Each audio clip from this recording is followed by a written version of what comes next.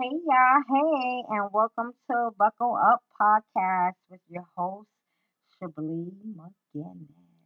How's everybody doing out there? I hope everyone is doing so well. For me, I am blessed, blessed, blessed, blessed. I wanted to get on here and really talk about some things. My topic that I really wanted to talk about today is friendship. Friends. How many of us have them friends? The one we can depend on. Let's be friends. Hey, I just had to throw that in. So I just wanted to talk about friends. How many of us have them? You know, Nowadays, if you got good friends, and you've been knowing your friends for years and they haven't switched up on you, even though, we all have our own growth and development that we have to do and, for ourselves because, we have to grow into our better self, right? So we still have our friends that still stick by us through those times of us having our own self development because we're not really switching up the love on them. We're just growing as a person, as a human being. You know, some friends you grow out of, because y'all just don't have anything else in common. You've elevated from where you were in your friendship with them. And, there's the love is still there, but there's nothing else in common that you have because you don't do the same things that you used to do, anymore. You're not that person. So those friends you tend to outgrow. But friendship is very important um because you don't want to be a loner in this world as you get older, you know. Building relationships with your friends and having good friends, good friends, that's important, because nobody want to be alone. But you got to know your good friends. Okay, I got a handful of good friends that I've been knowing for since I was a teenager, and good friends that I've met as an adult, you know good friends that I've met as a single parent, you know, and it's like five of them. So I'm going to give them a big shout out because I know they're going to be listening to this podcast. So I'm going to give them a quick shout out. The first one is Andrea. The second one is Shanika. The third one is Cecilia.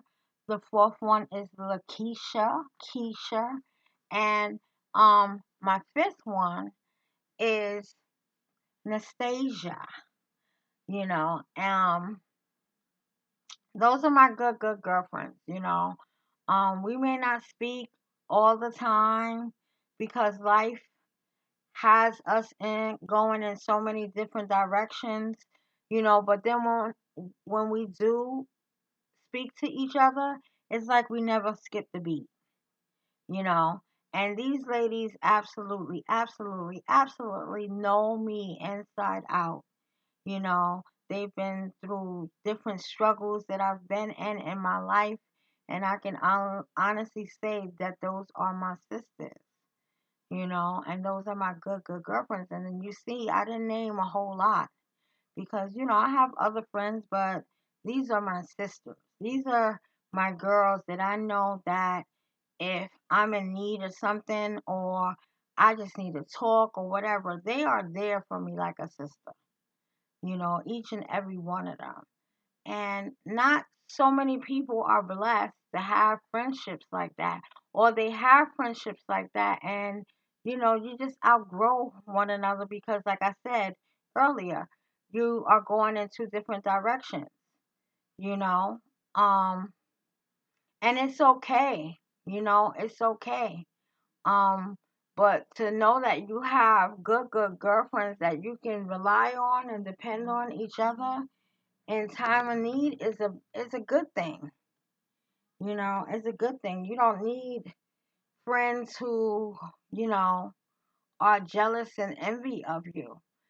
Because you got to know that in your circle, when someone wins, you all win. Do y'all agree? In your circle of friends, when one of your friends is winning and doing their thing, you all are winning because it's a representation of your circle of friends.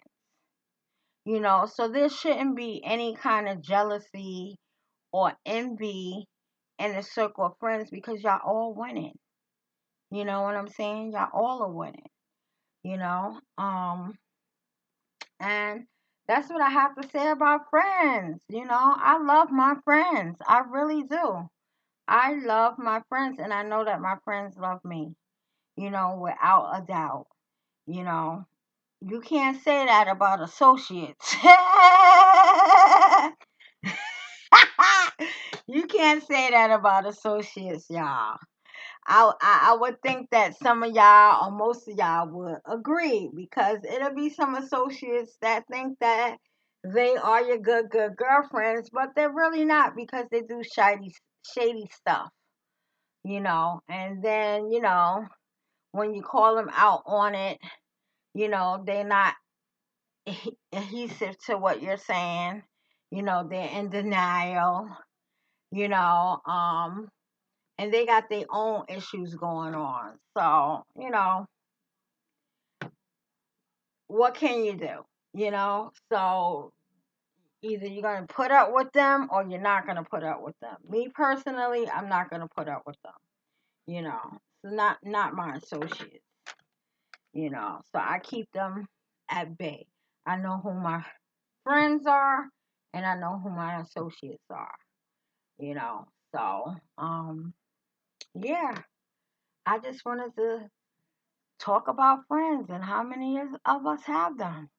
You know, how many of you guys have good friends that, it doesn't matter how much you interact with one another, that, when you do interact, it's like you don't skip a beat. Like you never missed a beat. You could not have talked to them for 5 years. But when you get on that phone, it's like you ain't skipped a beat. Like those 5 years don't even exist anymore, you know? So, shout out to all the good friends out there. You're giving you your flowers now. Stay true to your friendships, Friendships is a beautiful thing. So, on another note, besides friends, I just wanted to get up here and just talk about work, the workplace. Coworkers that are sneaky. You know, I do not like to deal with someone who plays in your face and they praise you and then behind your back they want to talk about you, your work, what you don't do, what they had to do.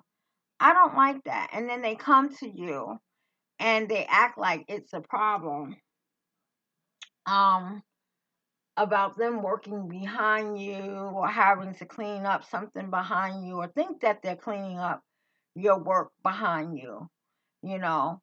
And I know each of us have a coworker like that. And I don't like those kind of coworkers. Anybody else don't like those kind of coworkers? They're sneaky.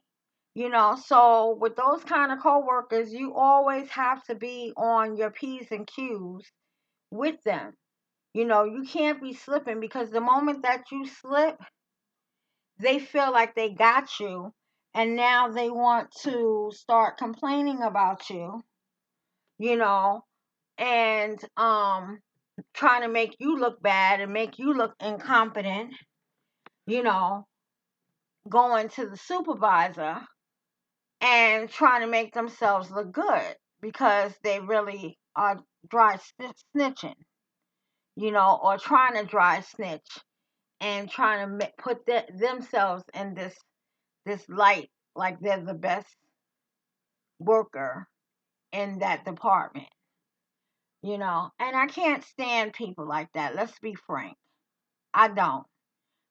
I'm not in competition with anybody, not even on my podcast. My podcast is for my listeners who enjoy listening to what I have to say on this program. I'm not in competition with the next person that's doing a podcast.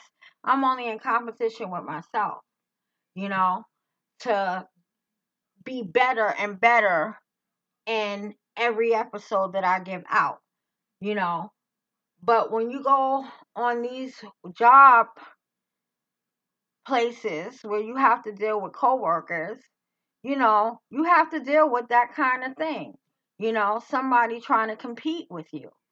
Instead of trying to compete with me, how about you just focusing on doing your own work and making sure your own work is good?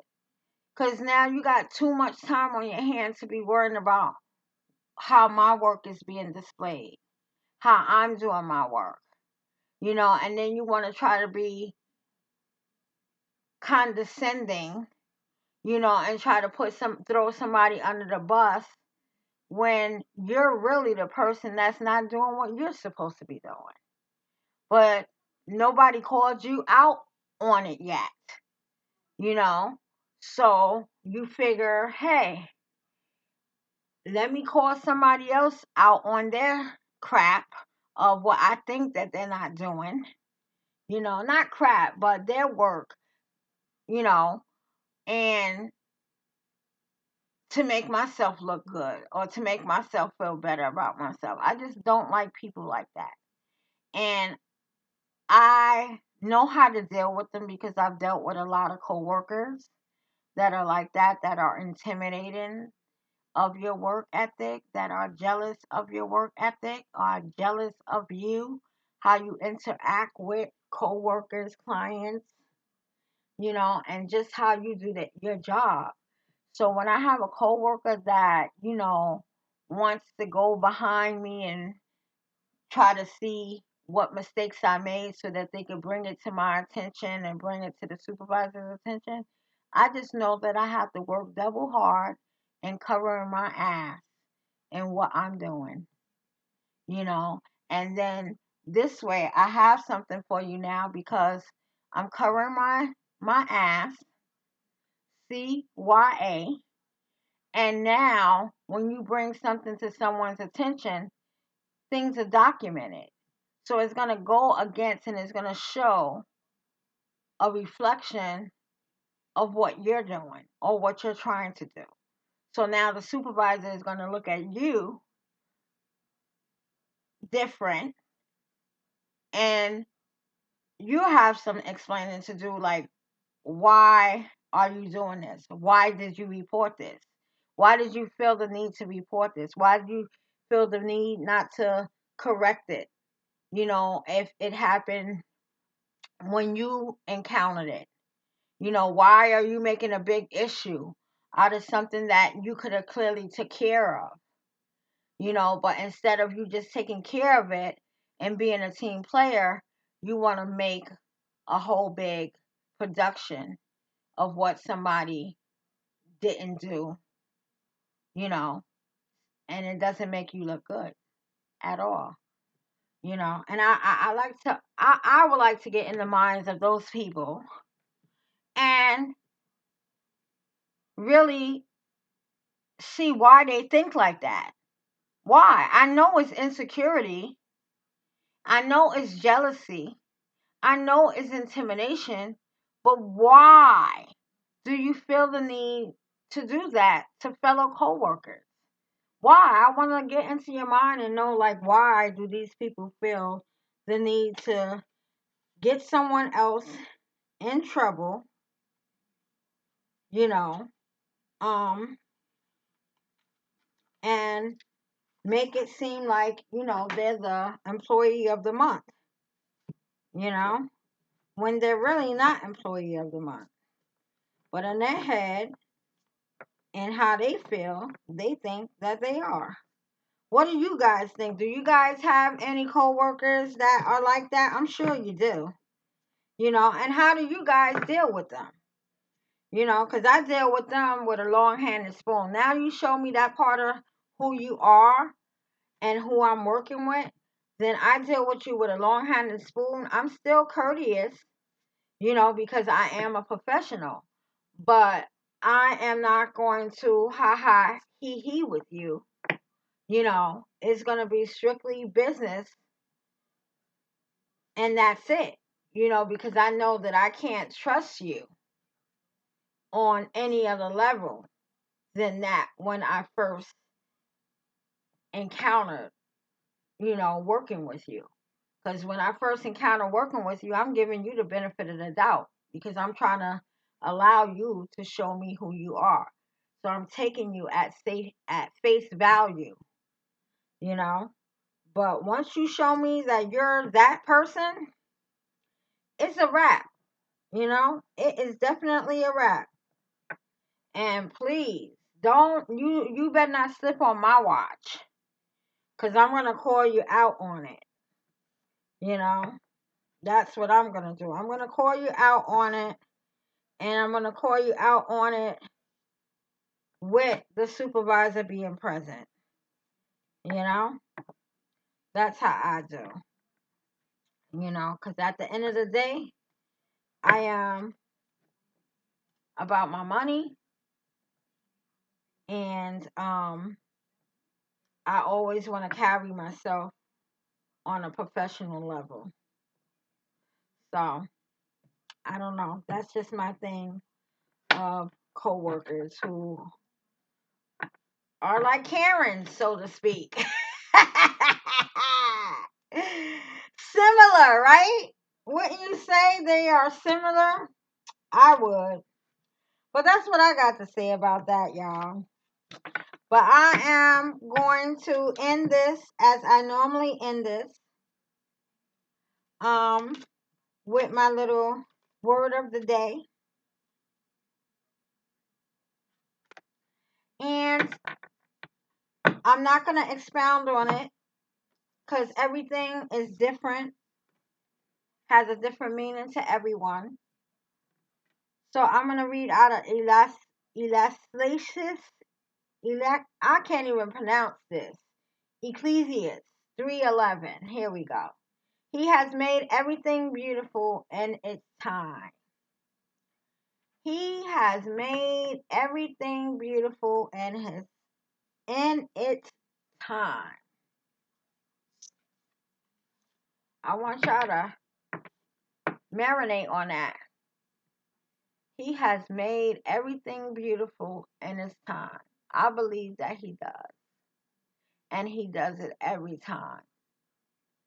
And speaking personally, he does it every time for me. So you need to take that word and see what it means to you. So on this note, y'all, I am going to close out for now.